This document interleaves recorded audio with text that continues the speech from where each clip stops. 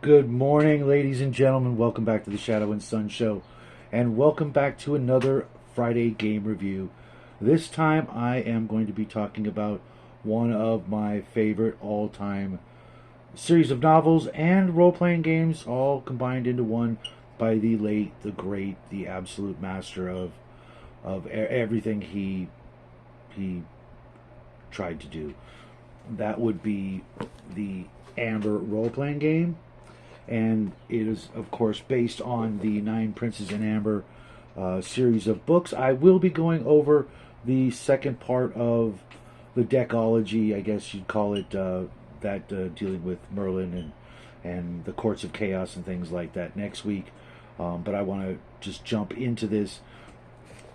Amber is a diceless role-playing game. I know most of you are cringing at the thought of, oh no, I don't get to use my dice, but this is a role-playing game, and in trying to be a purely immersive role-playing game, the dice are completely unnecessary. I've literally played this game while in the middle of the ocean, the Pacific Ocean, with friends of mine.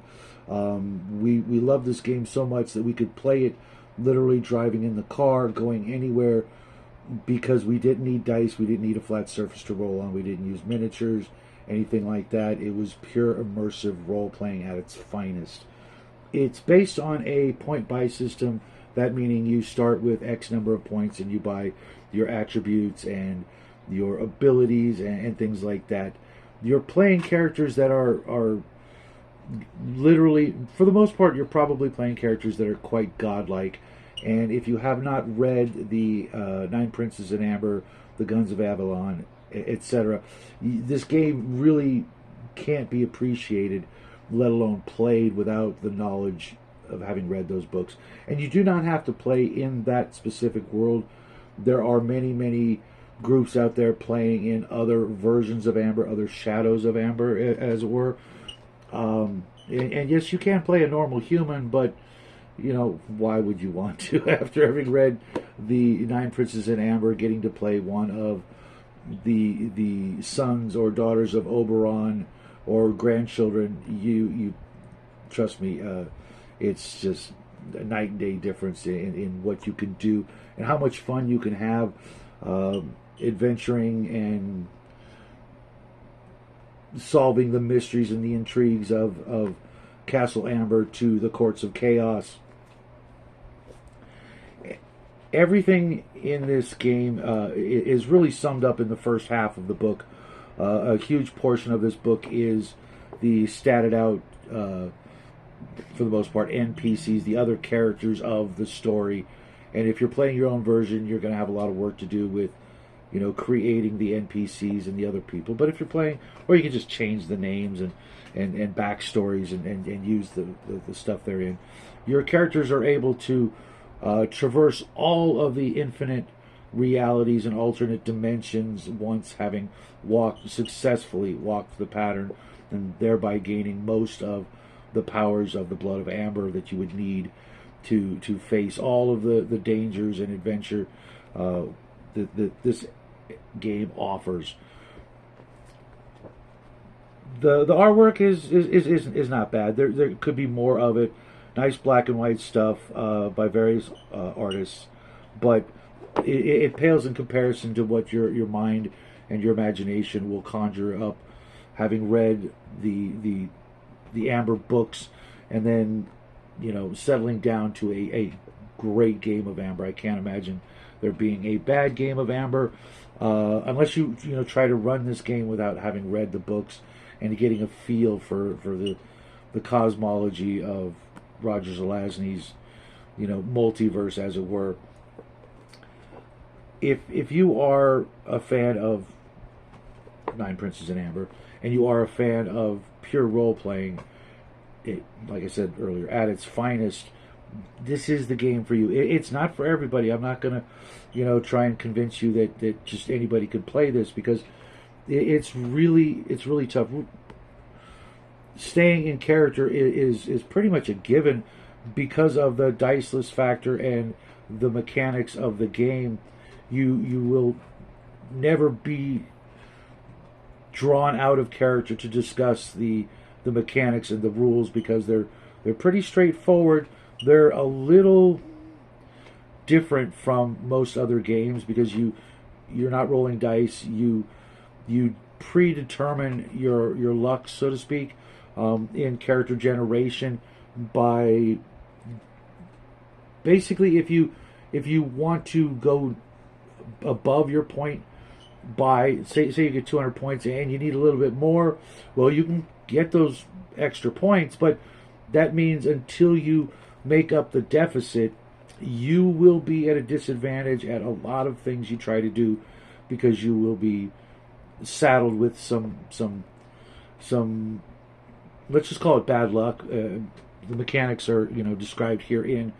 One of the cool things about this game is that when you generate a character, because you guys are the real people, the absolute top of the food chain, you need to determine who's the strongest, who's the smartest, who's the best sorcerer, and things like that, in which case the auction comes in. And with the points you get, you can try to be literally the strongest being in creation or the greatest sorcerer. But other people are going to be vying for those titles as well, and hence you will auction and bid some of your points to gain those incredibly high stats. So making up a character is in itself kind of a game because of the auction. You need to plot how many points you're going to spend on your strength and your warfare skill and your psyche and your sorceric abilities and that sort of thing. And you could come out top of the heap when it comes to one or more of those abilities if the other players are planning on spending their points elsewhere. But gaining one of those top tier stats, being the strongest or the most wise in the ways of war, or someone with the highest psyche score, which then powers your some of your psychic abilities and your sorceric abilities. If you want those things, and you're going to pump in a lot of points for that luxury, leaving you fewer points later on to build and buy your stats. But it is quite an interesting situation where you have to plan and plot how you're going to spend your points, because your fellow players aren't necessarily your best buds. They could turn out to be your worst enemy. Now, that's just the way it goes. You want those high stats, but maybe being second banana isn't all that bad, because you're trying to build a more rounded character, or you want to pump a lot of points into the things you can do besides just being the strongest or the smartest or what have you.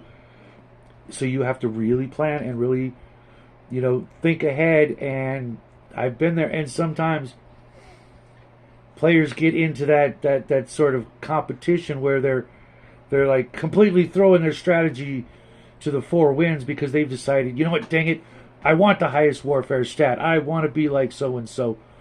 I want the highest psyche status. I'm not having you guys, mess with my minds later on down the road, because in essence, everybody wants to be king of Amber, or at least they think they do. And to gain that title, you're going to have to prove yourself to all the NPCs and all the minions and what have you, but all your brothers and sisters, because you never know who's going to have a knife in the back for you later on down the road. So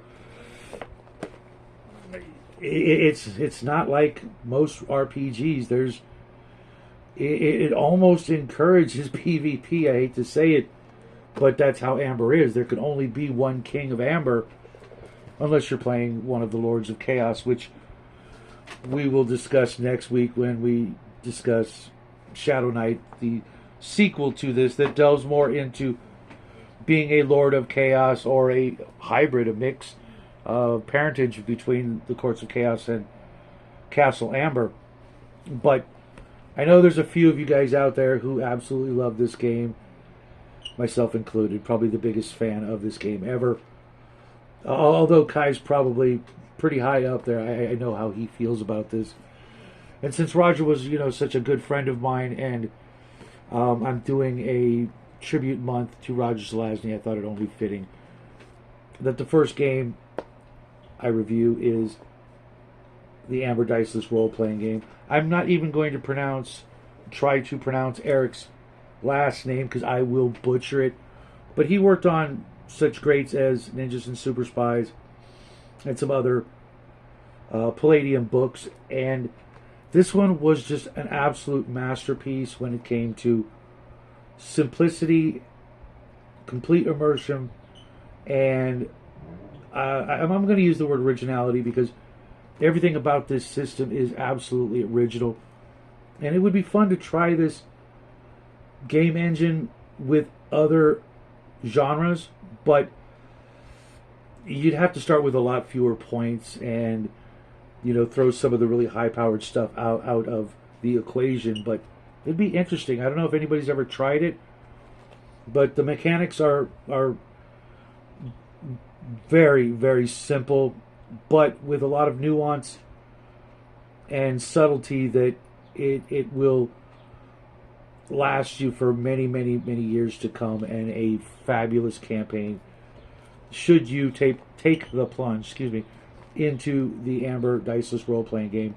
I'd love to hear from those of you who have played this game, who've loved the works of Roger Zelazny, especially the Amber series and all the wonder that it contains. So until next time, I am going to get ready for my Friday. I hope you guys have a wonderful Friday and weekend as well. The summer's pretty much here. It's 90 plus degrees, and it's 8:30 in the morning, and it's just going to get hotter from this point on. The cold weather is gone, and we're probably either going to be stuck inside with the air conditioner on full blast, playing some classic RPGs, or we're going to be outside sweating our butts off, getting some fresh air and sunlight. And the sun is like blinding me right now, so bear with me. Have a great weekend. We love you guys. Thanks for everybody for playing along, and a special thanks to everybody from last night's game over at Baron G Rock's channel, and of course at Bruce Lombardo's channel. I had a blast. I know everybody else had a relatively good time till things started getting a little dicey, pardon the pun. I hope you guys will check it out and, you know, give those guys a thumbs up for hosting the game on their channels for me. And until next time, as always, happy trails.